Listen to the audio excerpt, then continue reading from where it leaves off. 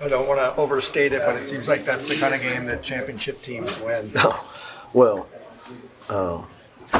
look, if you're gonna win conferences, you got to win tough games against good teams. I like.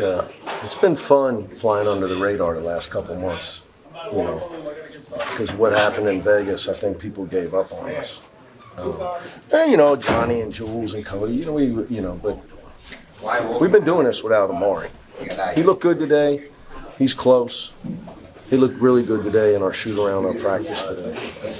So we've been doing all this without a guy that's going to play in the NBA. So, we just got great character, man. Yeah. Tiger Campbell is just such a tough winner. I mean, I had to put the ball in his hands tonight because the pressure and their style defensively, especially tonight, it's hard to run anything. It's hard to make a pass. So you just got to put it in his hands. We put it in other guys' hands that had too many turnovers at halftime. So I tried to start just putting it in his hands so we could get shots off. I mean, he's just so. But I will tell you this, in my opinion, Dylan had 7 points, but all 7 were when we were losing.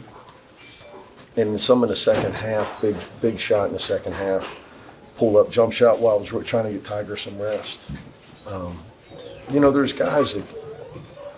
There's guys that can score off the bench when you're winning. You're up 15. But Dylan's baskets tonight were huge. I'm talking about against a real team in this environment. Gives you a lot of confidence for his future. And we're going to need that. Or if Tiger goes down, it was a big night for Dylan. Obviously, Dave was great. I'm sorry. Go ahead, sir. What did you see in that late run that was able to pull over? Defense. I mean, we're one of the best defensive teams in the country. We've proven it over this winning streak, and we were able to. The key for us was the Horn. While we were disappointed, we were able to let Horn get 14 in the first half. Their game plan was working. Jaime only had 2. And Horn had 14. So their game plan was working. The second half, we were able to. Horn didn't score. So that would have a lot to do. I think a lot to do with it. Because, since they've gone on their run, number 4, Cambridge, and Horn has really stepped up. Horn got off to a slow start this year, but last 3 weeks he's really been good for him. So guarding him was big. Jaime stuck with it. I think he was 1 for 7. He made those huge shots. He also had 5 assists, man. He had some passes today for 3s. There were, certain teams decide to just swarm him. And when they do that, he's got to pass. He's got to hurt him with the pass, and he did that. And then Dave obviously was huge. Well, he was a recipient.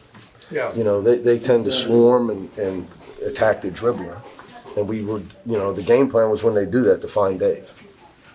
You said Amari's closing chance for Saturday for him. We'll see how he feels tomorrow. How do you handle that crowd at T-Town, especially with Mac going back there after? Yeah, I'm not worried about that. Unless they're going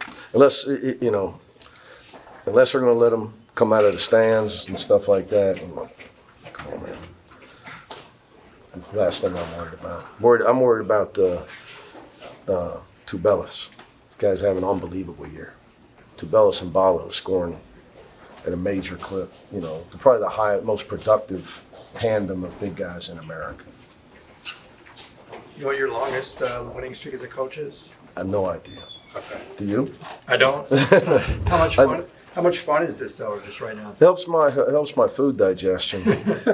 As you're a coach, and I don't know. Look, there's not a lot of people here, but a close friend of mine retired today, so I'm not a big drinker, but I got to try to find something so I can have a toast to Mike Bray. I know he's going to finish the year, but big loss for our game. Big loss.